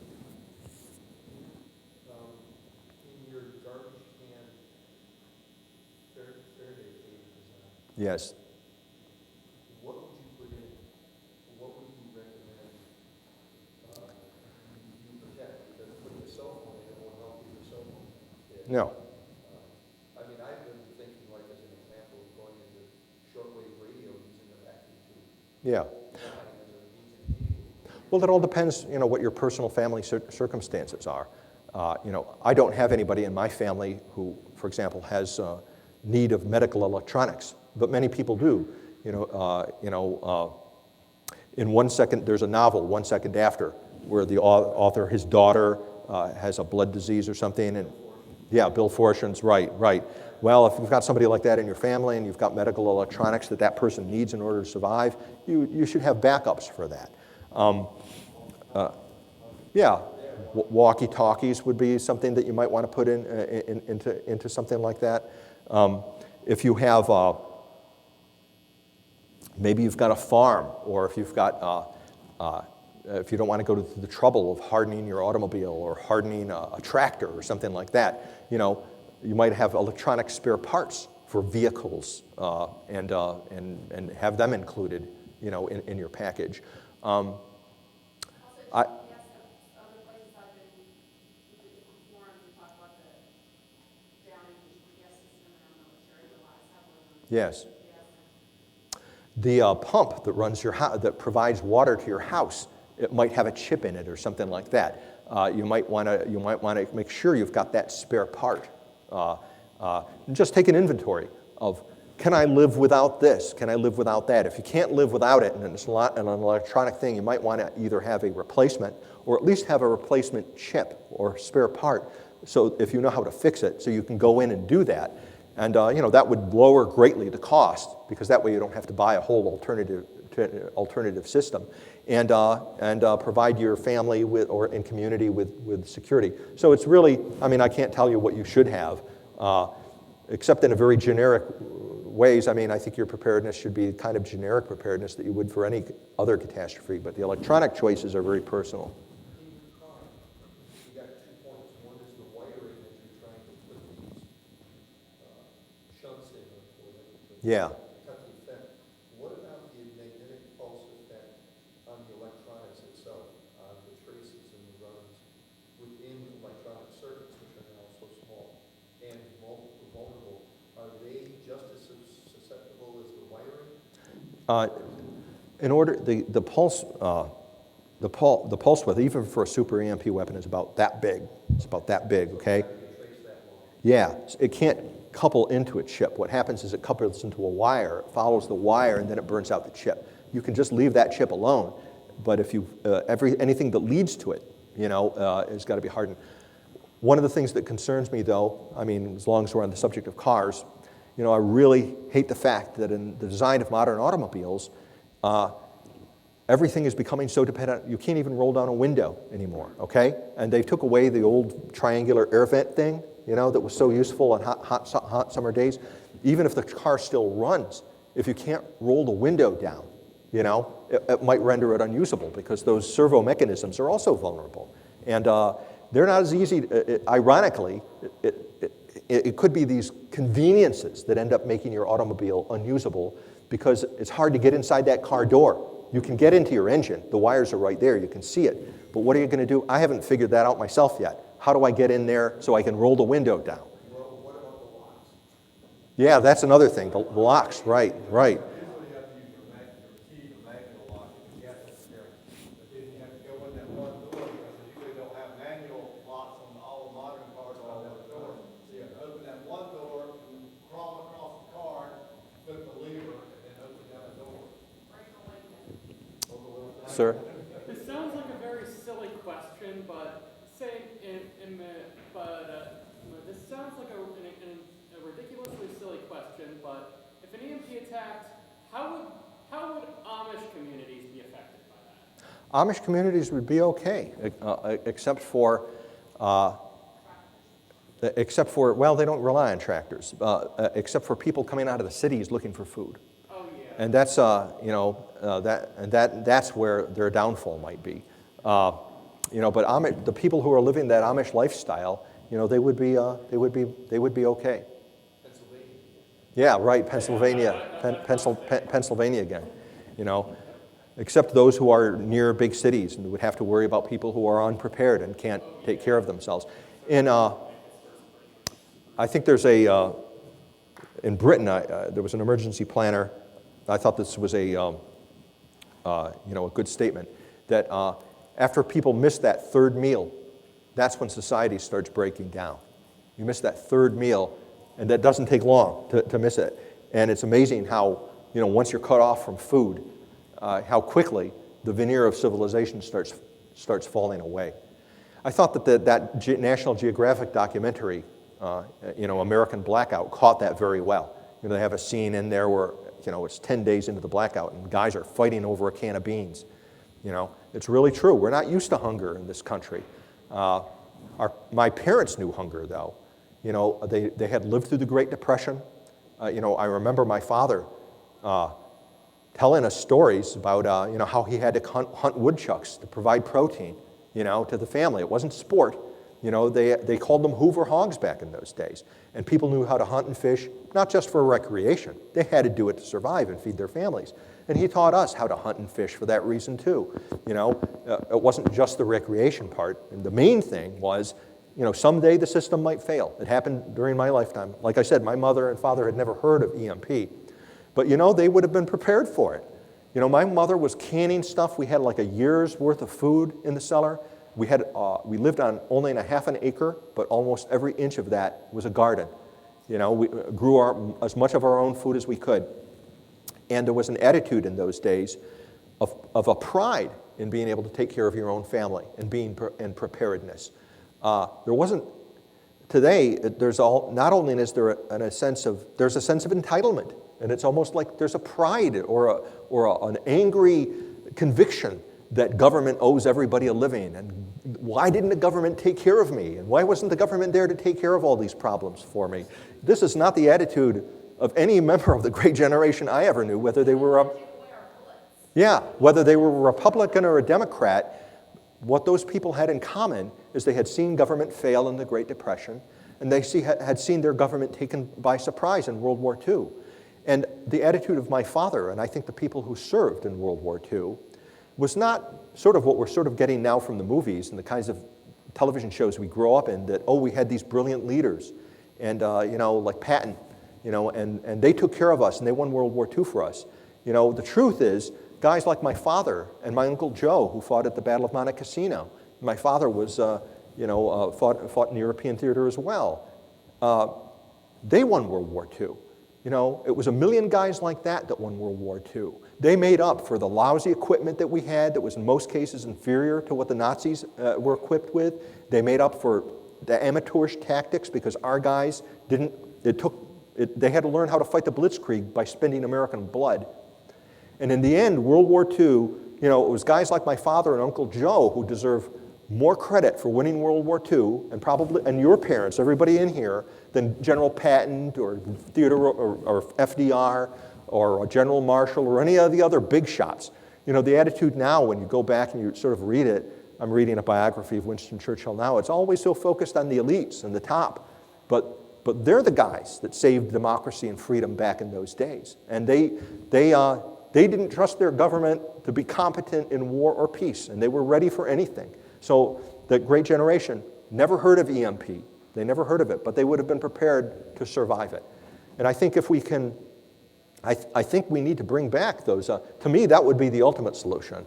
In addition, we've been talking about the technologies and all the rest, but values, these values, self-sufficiency, rugged individualism, a pride that you can take care of your own family, taking pride in that you are the ultimate resource for your own family and for running your own life. I think that's probably more important even than these technological solutions we've been talking about as a society. If we, as a society, recaptured those attitudes, those values, those virtues, which are, I think they're fundamental to the American Republic. I think that's the kind of American that Jefferson and Washington and Adams expected the American character to have, the kind of character that was necessary for a Republican form of self-government. And when we lose those values, and they knew this back then, when you lose those values and you have to look to Washington or to some leader on a white horse to solve all your problems for you, that's when you not only lose your freedom, but also lose your security. It's another monarchy.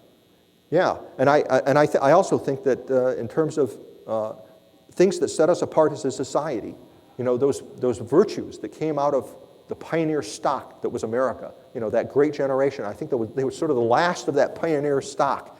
You know, that's what America. That was what made us distinctive as a civilization. You know, most other societies on Earth do look to Tokyo or Berlin or, you know, or their main central government and expect to be taken care of. You know, I think it will not only be tragic but perhaps fatal, you know, if we cannot recapture those virtues. Now, those are my personal views, not the EMP Commission's. You know, sir. True that given the amount of nuclear facilities that are all over the place, that it would say 2 or 3, 4 weeks after a big event, security situation there, just depending on fuel deliveries from the generators, people that take spent fuel rods. Is it possible that some of these hardcore scenarios where you start having major problems like Fukushima and Hiroshima with these storage facilities? That's not a hard care scenario. That's what's going to happen. The EMP Commission warned about that, and 2 summers ago, you know, Dr. Graham, who was the chairman of the EMP Commission, was so frustrated that you know, we worked on a joint letter, and he wrote to the NRC saying, "When are you guys going to do something about this?"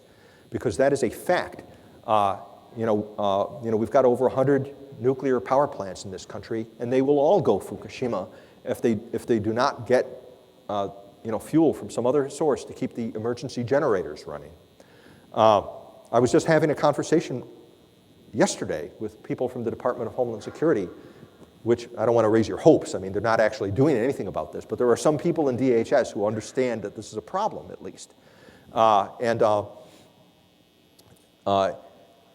It's even worse than, in some respects, than I thought when I was on the commission. You know, it turns out the emergency generators, in many cases, they have to be moved to the nuclear reactor. Yeah, by a truck. They're not actually there. And their plan is to take the truck and drive it to the nuclear reactor and then set the generator into operation, which means that from day one, you might not be able, if they can't get the generator there, from day one, the thing starts melting down, and the fuel rods and the cooling ponds will start melting down. And so the scenario is actually even worse for in those cases than the EMP Commission thought. One thing about Fukushima, which brings this up, exactly what you're saying, is that there were 10 reactors in Fukushima. 4 of them had electrical transfer switches in little sheds outside of the reactor building. And the only reason they melted down, the only reason was they didn't have backup power, is because they couldn't hook it up to anything, because the transfer switches had been destroyed. So it's something as simple as Right. And so, and so even the cooling ponds were starting to overheat because they had to have the water to keep it cool. yeah, it's just, you know, the tragedy when you go back and you dissect these things and you see sometimes such little things that could have been done, that could have averted, you know, that could have averted the disaster. And that's sort of the EMP story here, you know. I mean, the amount of money we're talking about to harden the system is just trivial, you know. And yet here it is, years later, and we still haven't done it. And can't seem to muster the political will to do it. At least the House has been mustering political will. I'm hoping the federal system will finally work, but I'm not counting on it. And that's why I'm counseling everybody. Go to your states, get your, you know, go to your public utility commissions, go to the state legislatures and the committee, the energy committees that oversee the Public Utilities Commission, and demand that they do something to protect the grid in the states and for people to take actions to protect themselves and their families. If the federal legislation that you kind of wish were passed, let's say, yesterday, Okay? what would be your time frame where you would feel more secure based on your experience in the Washington sector, you know, the way the government works, et cetera? In other words, does passage highly likely lead to a resolution of the problem, or is it still, are there a lot of variables? Oh, there are a lot of variables, you know. I mean, you know, we've got this war going on between the Congress and the White House. So, you know, will the Department of Homeland Security, you know, do what the Congress has directed it to do? You know, I would have said in the past, you know, when things worked more the way they were supposed to constitutionally, I would have had more confidence that it would work out that way. But we are living in such different times now when the law, is not obeyed, even by the president. And so presumably if the president signed it into law, I do know that even the White House cares about the geomagnetic storm threat because Obama's science advisor wrote back in 2010, that he wrote an op-ed for the New York Times raising the concerns about a catastrophe resulting from a geomagnetic storm at least. So at least the White House is on board there. I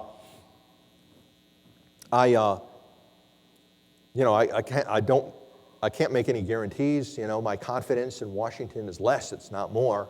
But theoretically, and I do know there are good people throughout government, including in the Department of Homeland Security. I was just, like I said, I was just meeting with people yesterday, who were at least in the mid-level of DHS, who know about this, who really care about it, want to do something about it.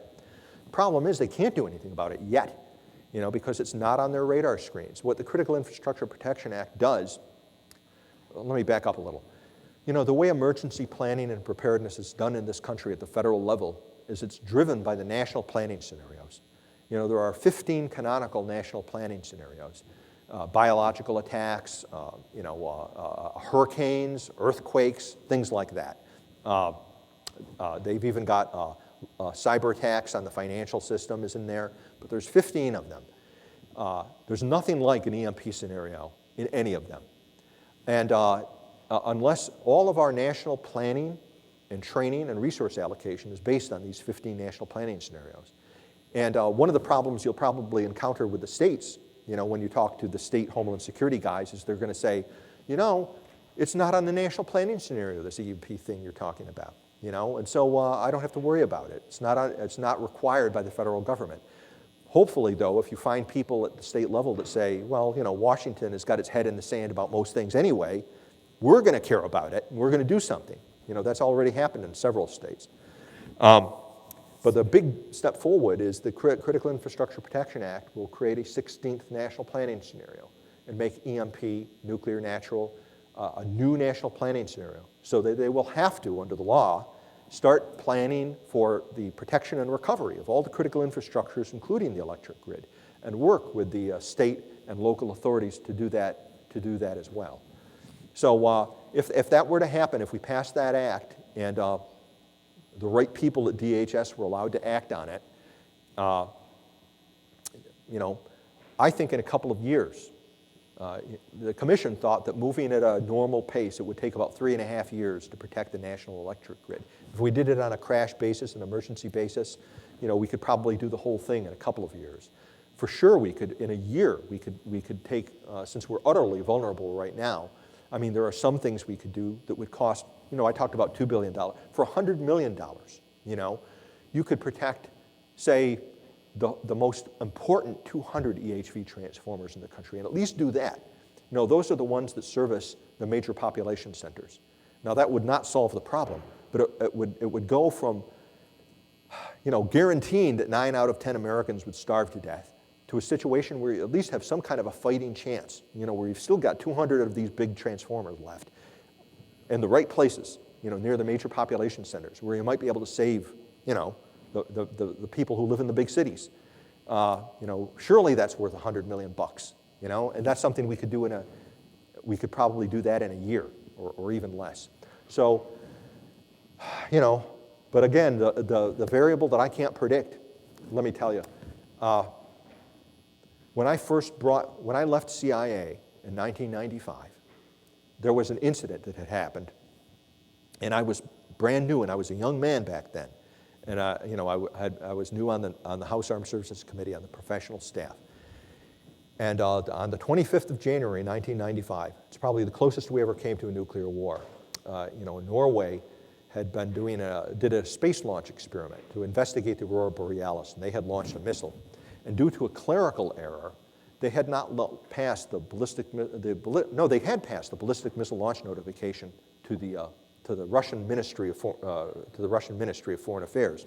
But there was a new guy on the job in the Russian ministry who didn't know he was supposed to pass that to the Russian general staff. So they had no idea that Norway was going to launch this one missile to investigate the Aurora Borealis and the geomagnetic fields over the North Pole.